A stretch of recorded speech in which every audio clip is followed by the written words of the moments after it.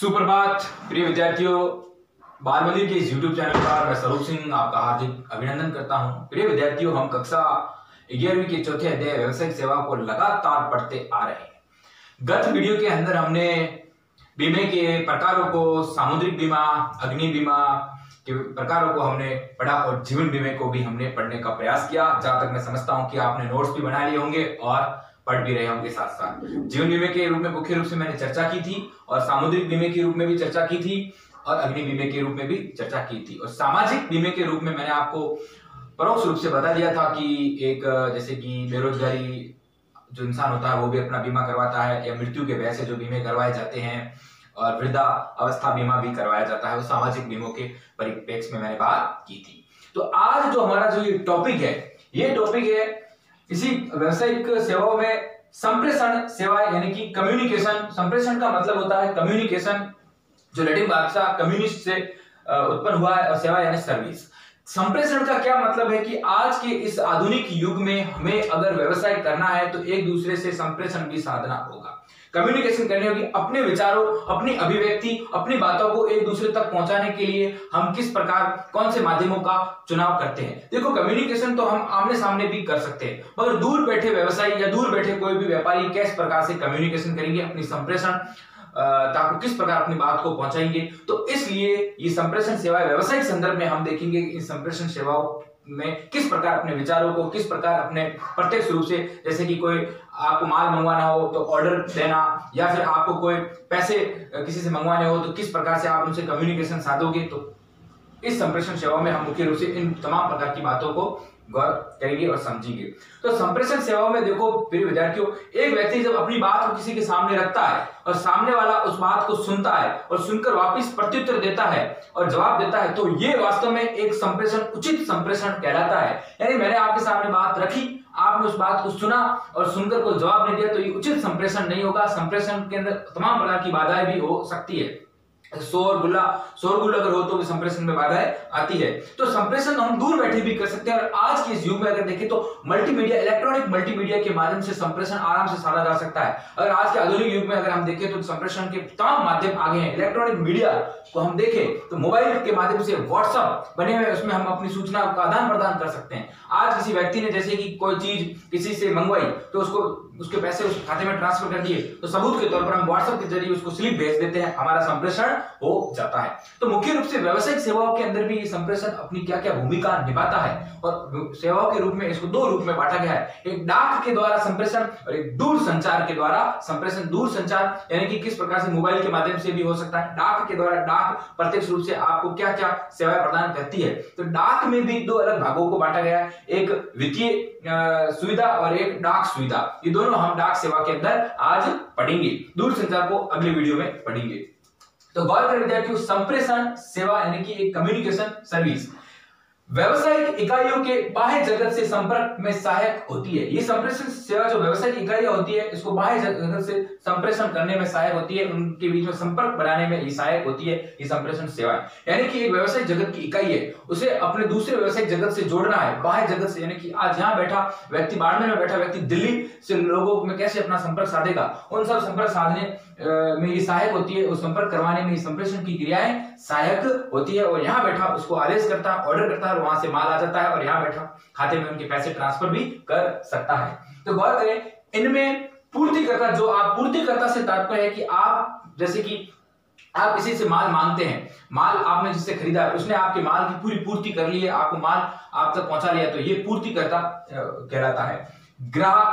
ग्राहक और प्रतियोगी, जो आपके सामने प्रतियोगी, आज की इस आधुनिक युग में प्रतिस्पर्धा के साथ आपके साथ व्यवसाय कर रहे हो, प्रतियोगी कहलाता है। ये तमाम प्रकार के आदि व्यक्ति इसके अंदर शामिल होते हैं, उनके ये संपर्क साधने में सहायता करता है कौन? संप्रेषण। आगे बात करते हैं।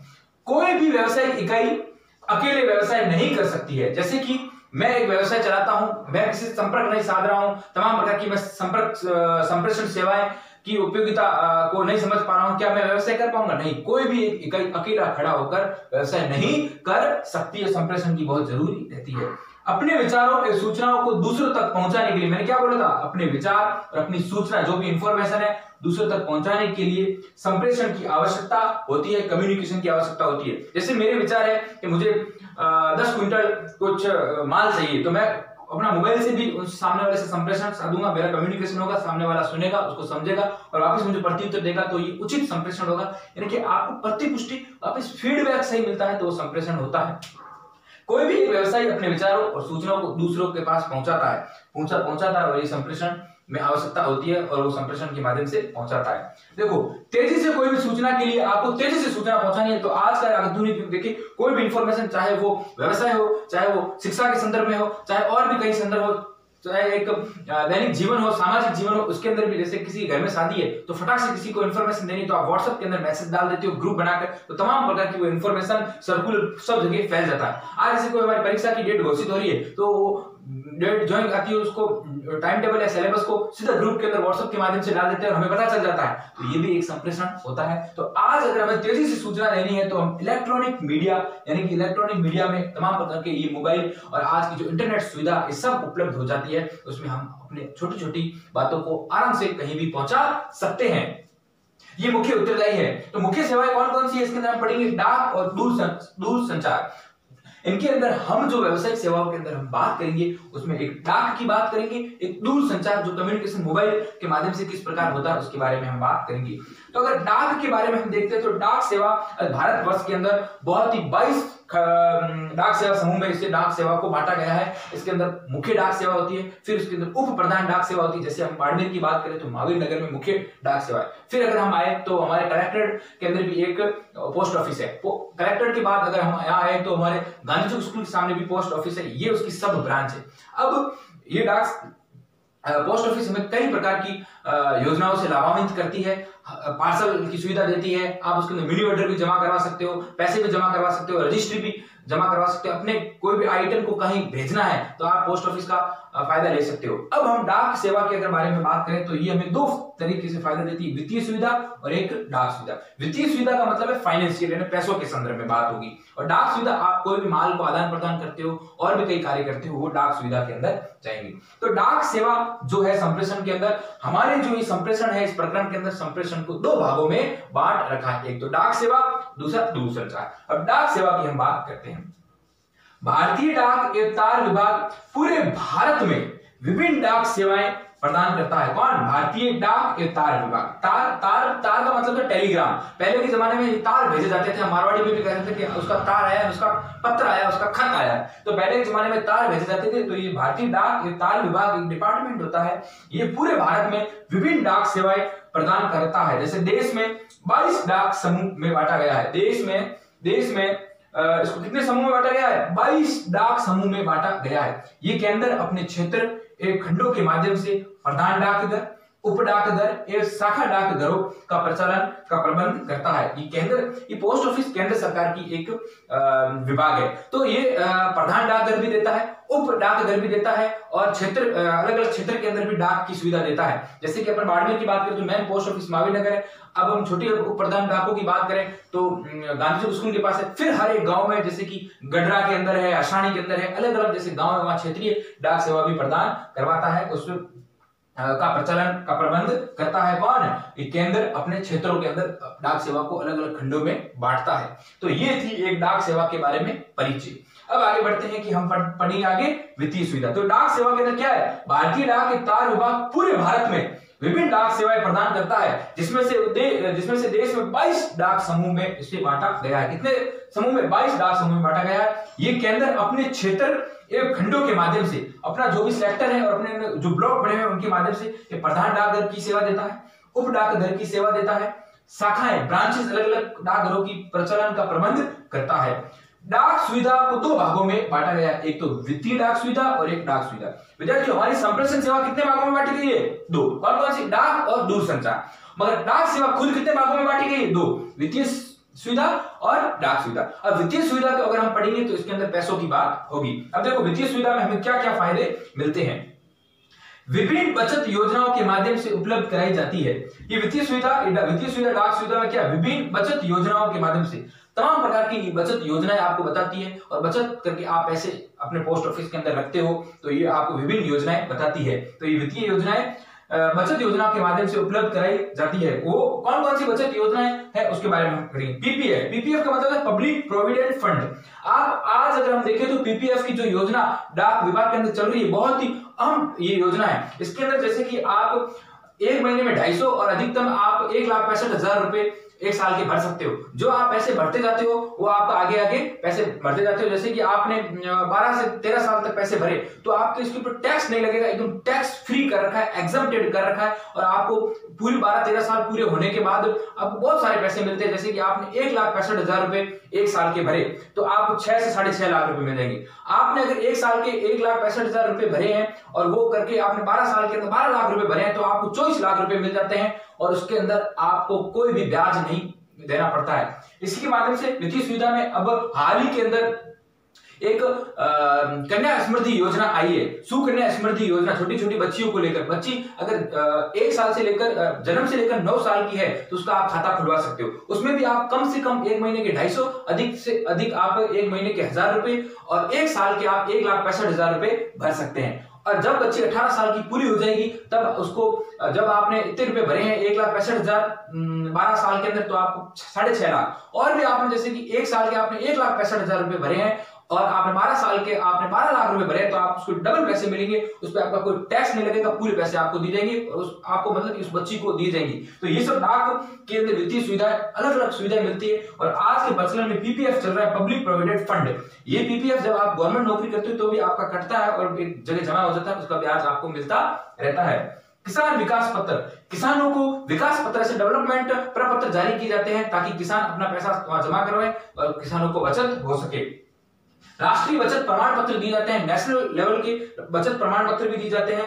और आप सामान्य बैंकिंग कार्य भी इसके अंदर होते हैं, जैसे कि मासिक आय योजना। ऐसी एक मंथली एक इनकम की योजना चलती है कि आप हर महीने इतने रुपए जमा करवाओ तो आपको इतने रिटर्न में वापस मिलेंगे।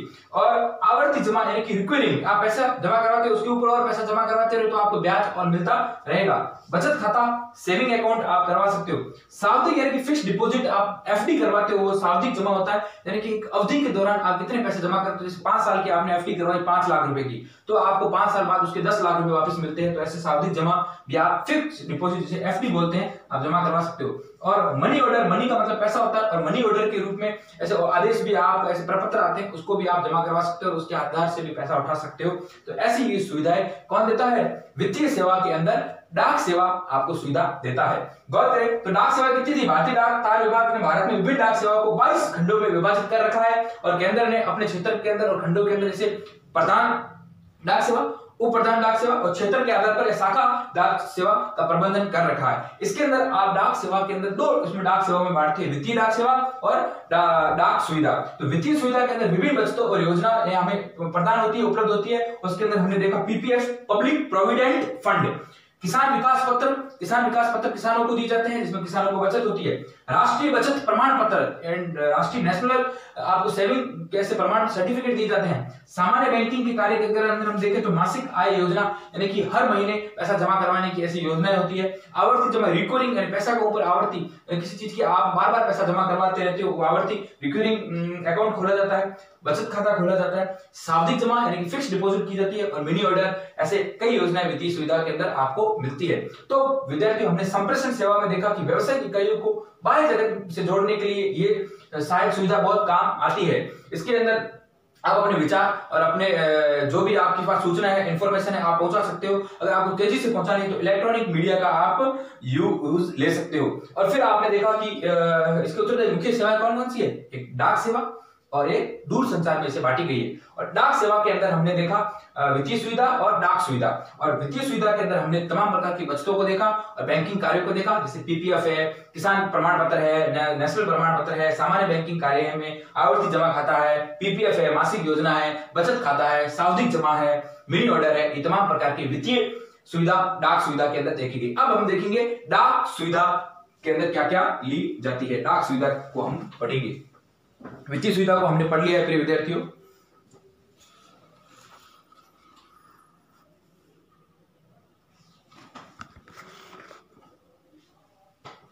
डाक सुविधा से क्या तात्पर्य है?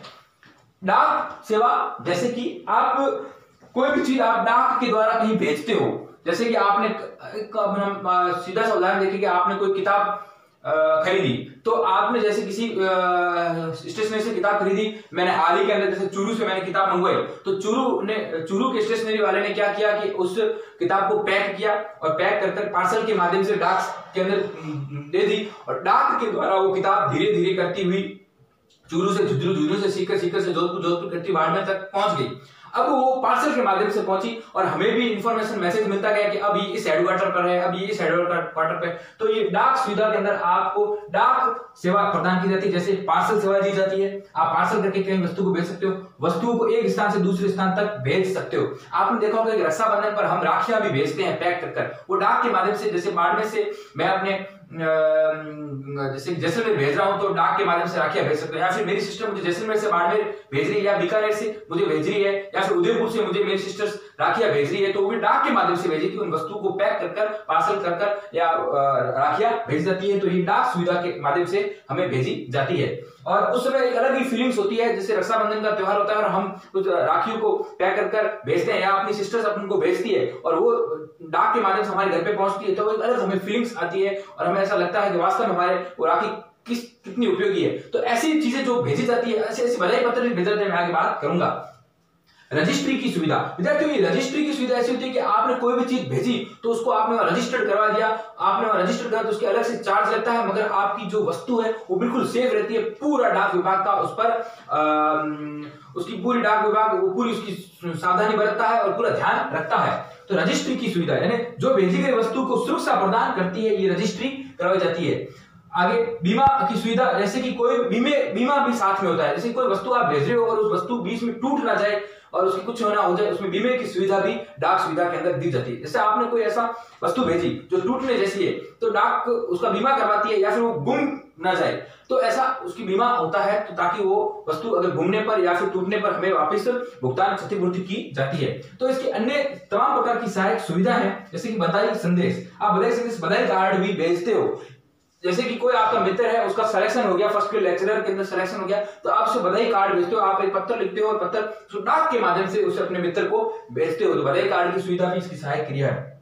मीडिया संदेश, आज आपने देखा होगा कि तमाम प्रकार की बड़े बड़े जो व्यावसायिक संस्थाएं होती है, अपनी कंपनी होती है, वो अपने ब्रांड का मीडिया के माध्यम से विज्ञापन करवाती है, तो वो भी डाक के माध्यम से भी विज्ञापन करवा सकती है। अपने ब्रांड और उत्पादों को विज्ञापन का एक नवीन एवं प्रभावी माध्यम मीडिया संदेश के माध्यम से भी, वो डाक के माध्यम से भी तमाम प्रकार के अपने विज्ञापन करवा सकती है। और आज अगर हम देखें तो संयुक्त राज्य अमेरिका के पश्चिमी वित्तीय सेवा संघ के सहयोग से, संयुक्त राज्य अमेरिका के पश्चिमी वित्तीय सेवा संघ के सहयोग से इंटरनेशनल मुद्रा ट्रांसफर हो सक्रिय है। इसके कारण हम 185 कंट्री से भारत को मुद्रा का हस्तांतरण संभव हो पाया है।